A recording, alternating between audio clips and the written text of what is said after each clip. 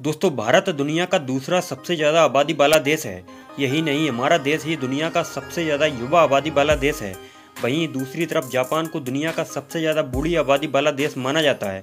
एक तरफ भारत की इकोनॉमी बहुत ही तेज़ी से आगे बढ़ रही है, तो वहीं दूसरी तरफ जापान में इकोनॉमी की रफ्तार एकदम थम सी गई है। आज की इस वीडियो में हम एशिया के इन्हीं दोनों देशों का आपस में कंपैरिजन करने वाले हैं। पॉपुलेशन से लेकर इकोनॉमी और लिटरेसी रेट से लेकर टूरिज्म जैसे तमाम पैरामीटर्स के आधार पर हम भारत और जापान का कंपैरिजन करने वाले हैं।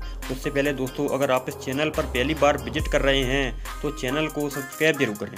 Number 1, introduction. दोस्तों, भारत साउथ एशिया में स्थित है और ये भारतीय उपमहाद्वीप का सबसे बड़ा देश है। इसका ऑफिशियल नाम रिपब्लिक ऑफ इंडिया है। देश की राजधानी नई दिल्ली है। वहीं दूसरी तरफ जापान ईस्ट एशिया में स्थित एक आइलैंड कंट्री है। जापान 4 बड़े और कई छोटे द्वीपों से मिलकर बना है। जापानी लोग अपने देश को निप्पॉन या निहोन कहते हैं, जिसका मतलब है सूर्योदय। जापान की राजधानी टोक्यो है। Number 2, area and population.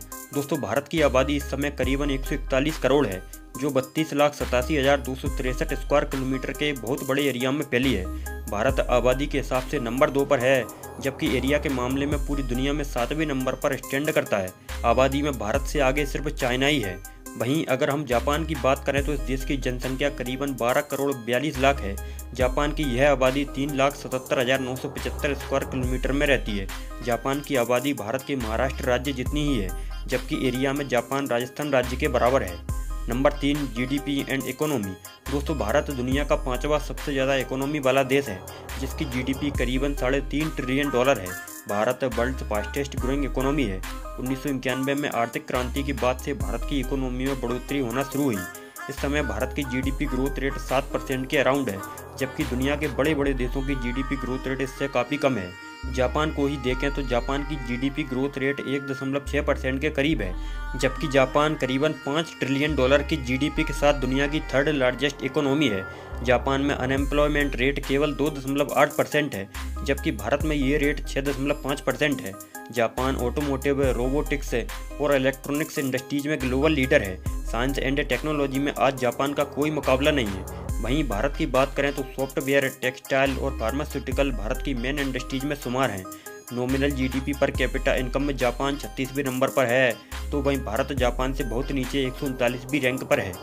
Number 4, education system. दोस्तों, भारत का लिटरेसी रेट 78% है, तो वहीं जापान का लिटरेसी रेट 99% है। दोस्तों, हमारे देश के prime minister Narendra Modi Japan के एजुकेशन सिस्टम की तारीफ कर चुके हैं। उन्होंने ये भी कहा था कि भारत को जापान के एजुकेशन सिस्टम से काफ़ी कुछ सीखने की ज़रूरत है। भारत में आज़ादी के बाद से ही वेस्टर्न एजुकेशन सिस्टम चला आ रहा है। इंग्लिश लैंग्वेज पर भारत में ज़्यादा जोर दिया जाता है, जिसमें स्टूडेंट्स अपने कल्चर और ट्रेडिशन से ही दूर हो जाते हैं।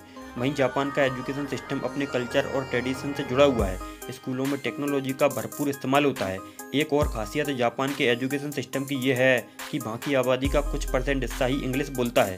वे जापानी लैंग्वेज का ही इस्तेमाल करते हैं और इस पर उन्हें काफ़ी प्राउड भी होता है। Number 5, tourist places. दोस्तों, भारत और जापान दोनों ही दुनिया के मोस्ट विजिटेड प्लेसेस में शुमार हैं। दुनिया भर से लाखों सैलानी भारत और जापान में घूमने आते हैं।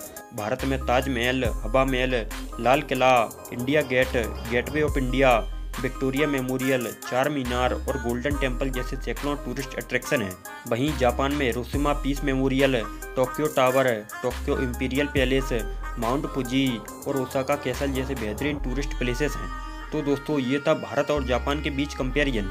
अभी के लिए बस इतना ही। अगर आपको ये वीडियो अच्छी लगी हो तो वीडियो को एक लाइक जरूर करें।